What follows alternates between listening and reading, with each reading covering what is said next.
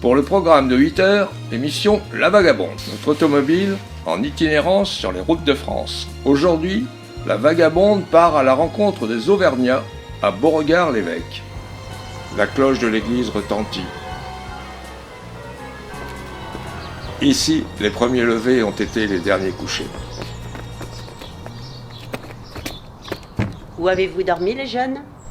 Là où la nuit nous tombe dessus. On a dormi chez la mère Malard. Vous la connaissez bien? Mon nom, elle est morte il y a 15 ans déjà. Alors parfois on va là-bas avec les copains. Enfin, il y a un poêle et un 45 tours.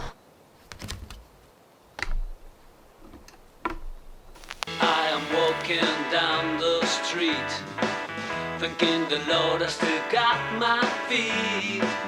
There's so much pain and crying all Et around. dites-moi, vous faites des bêtises par ici? Toutes les bêtises, je pourrais pas vous dire. Hein. C'est vrai qu'on est souvent fourré dans les mauvais coups. Cassez-vous de là, bande de salauds! Et vous faites des farces avec les gens du coin ou avec les copains? Bon, surtout entre copains, je dois dire. Non, Lulu et Marcel, tout le monde les connaît ici. Moi, je traîne un peu avec eux. Bon, j'aimerais bien avoir mes examens quand même. C'est un des jeux que Marcel a inventé. C'est un truc électromagnétique, un peu comme l'hypnose. Je sais pas si vous voyez. Celui qui est au bout qui prend tout. Tout le temps moi au bout. Qu'est-ce que vous mâchez là, les jeunes? Ah, ça dépend. Parfois c'est des bouts de paille, parfois c'est du cure-dent. Là c'est du cure-dent. Et pourquoi faites-vous cela? Bon, on se décrasse le bec pour avoir un beau sourire. Serait-ce que pour les filles. Vous en voyez beaucoup des filles? Bon, ça peut arriver au bar dansant. Cet enfoiré là a une copine. Ouais, j'ai une copine. Enfin, si je vais au bar dansant, c'est plutôt pour regarder la télévision. Vous la regardez souvent, la télé? Ah non, la télé c'est comme ma copine. Je la vois souvent, mais jamais très longtemps. Je déconne.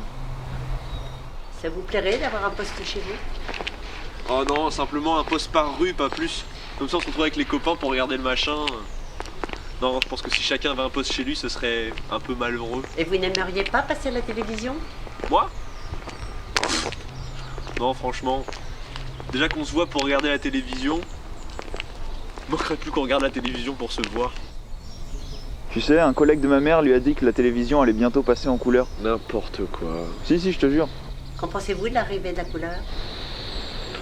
Vous savez, je vais vous dire, la vie elle est en couleur, mais moi je la vois grise.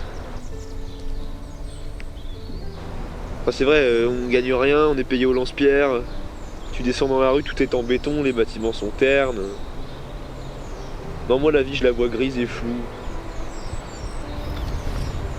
Bah, un peu comme la fumée de cette cigarette par exemple.